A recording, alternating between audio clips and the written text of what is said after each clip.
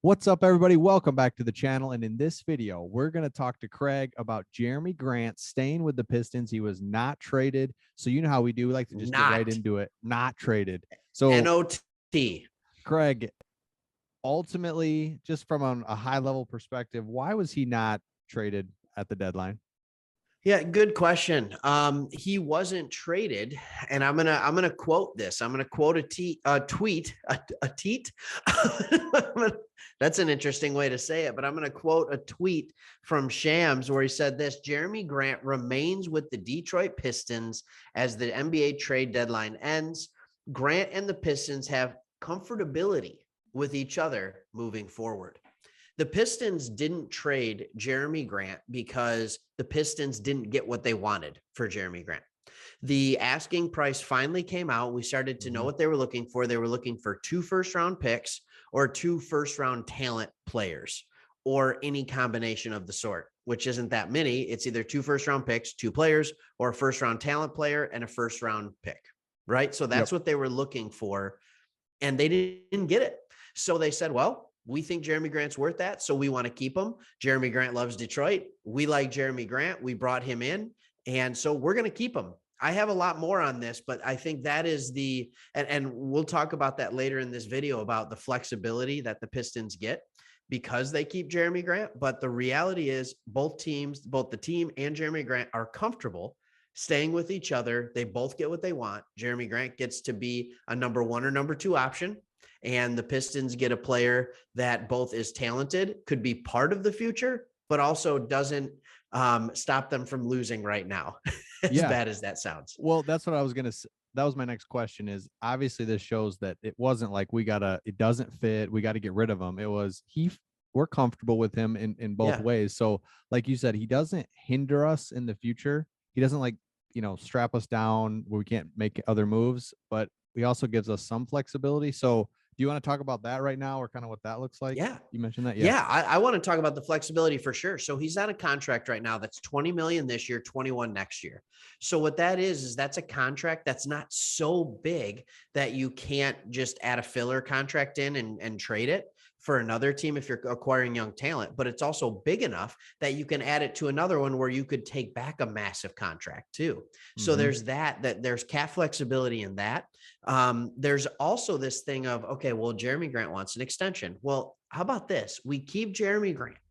We know right now, I think we have the league's worst record. I know that's hard to admit, but we have the league's worst record. So if we don't trade Jerami Grant now, which we didn't, and we hold on to him till the end of the year, I want you to think about a couple of things that this does for us, right? Because we have the worst record, it sets us up for another top 3 pick, depending on how the ping pong balls fall, right? We now get to see where we are going to pick before we have to trade Jerami Grant. So if we end up with the number 1 pick again, and we know where we're going with it, maybe it's Paolo Banchero, right? And we're like, hey, that dude's a power forward.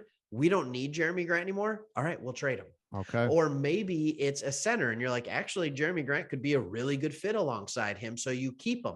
We also have $31 million in cap space going into next year.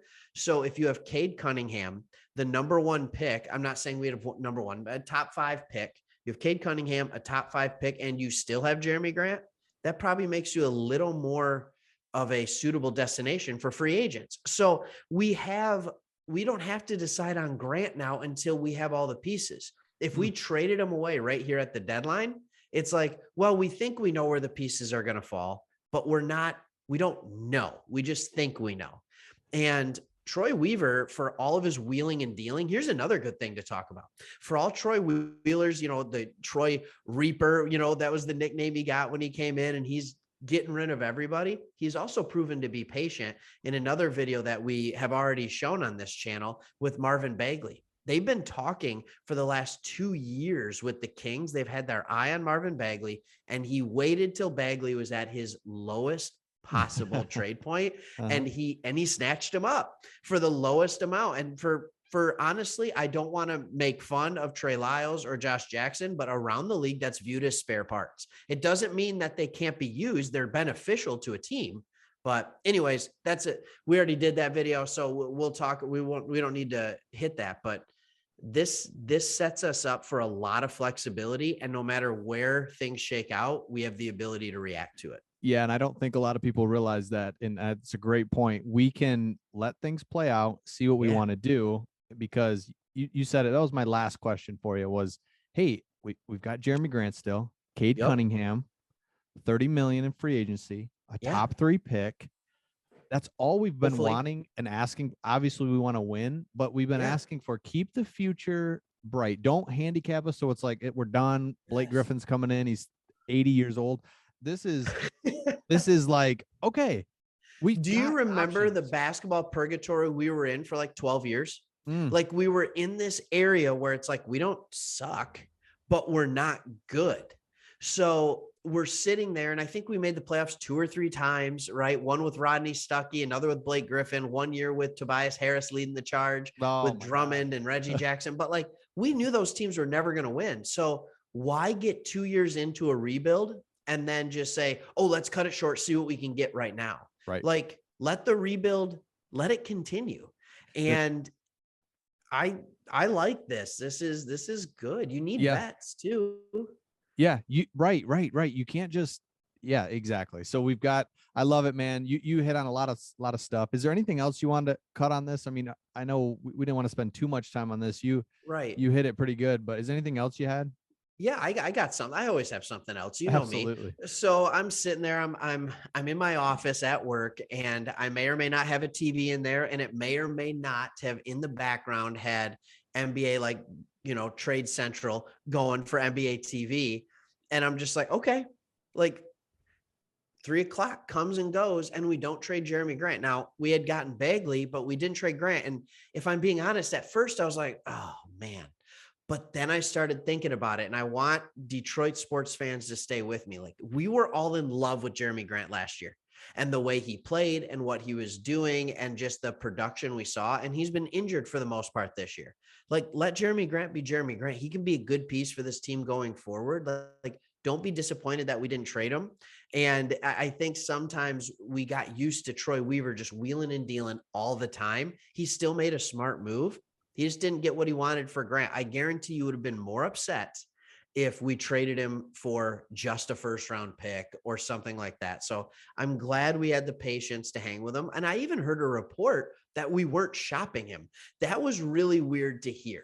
Like, the Pistons teams were calling, but the Pistons weren't shopping. We had an asking price. Maybe that's why they didn't get an asking price for Grant until like the last day or two, because we weren't actively shopping him. I don't know. Yeah. And you hit on a great point. We love transaction. We love trades. Yeah, we love who we're picking up, man. We love it. But we got to remember, ultimately we love winning games, and that's what we want to do. Like, it's learn fun, to appreciate the players you have too. Like, it's fun to grow with the players, not just trade them away like on NBA 2K. Right. This is right. This literally, not? If it was video games, that's what we all do. That's what we all love, man. Just trade everybody. I'm bored of playing with this guy. Trade him. Exactly. So this is real life. It's okay to keep people. It's okay to keep a vet guy that's part of our future, but couldn't, we got flexibility. So no, man, you nailed it. Yeah, we'll end this video now. We appreciate you guys watching all the way to this point. If you're at this point already, or still at this point, subscribe, and we'll catch you guys on the next one. See ya.